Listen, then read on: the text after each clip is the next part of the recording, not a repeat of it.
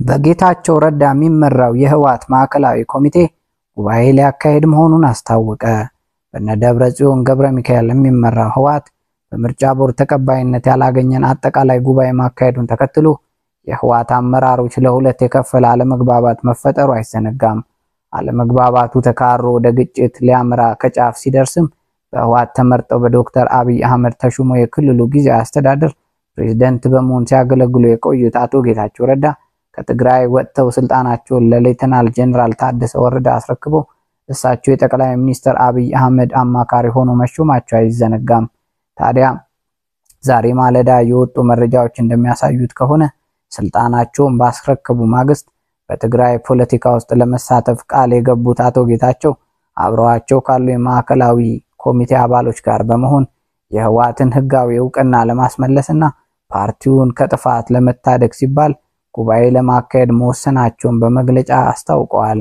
በጌታቸው ረዳ ከሚመራው ህወሓት የተሰጠ መግለጫ ከሚል የተሰራጨው ጽሑፍም ጉባኤ እናካሄዳለን፣ ፓርቲያችንን ህጋዊ ሰውነት እንዲኖረው እናደርጋለን፣ ግላዊና ቡድናዊ ፍላጎቶች ወደ ጎን በመተው ታሪካዊ ውሳኔ እንወስን ሲል አስፍሯል።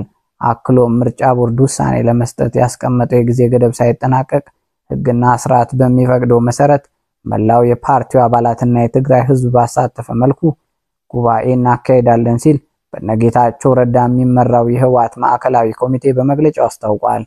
አሁን በእግር ላይ የሚገኘው ህወሓት የምርጫ ቦርድ የካቲት 4 2017 ዓ.ም ባደረገው ስብሰባ ለሶስት ወራት በምንም አይነት የፖለቲካ እንቅስቃሴ ውስጥ እንዳይሳተፍ እንዲታገድ የወሰነ ቢሆንም ፓርቲው ለእግዱ ምክንያት የሆነውን ጥሰት በማረም አዋጁን ተከትሎ የወጣው መመሪያ የቦርዱን ውሳኔዎችና ትዕዛዞችን በማክበር ፓርቲው ሊያደርግ የሚገባውን ጠቅላላ ጉባኤ ለማድረግ የሚያስችለውን የጉባኤ ቅድመ ዝግጅት ስራዎችን ለመስራት ለቦርድ በጽሁፍ ሲያሳውቅና ቦርዱ ይህንንም ሲያረጋግጥ በመመሪያው መሰረት ቦርዱ እግዱን እንደሚያነሳ መሆኑን ማስታወቁ አይዘነጋም።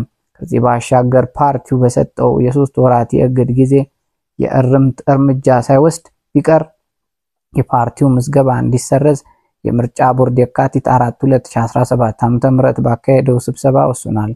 ታዲያ በምርጫ ቦርድ ውሳኔ መሰረት የህወሓት የሶስት ወር እግድ በያዝነው ሚያዝያ ወር ያበቃል።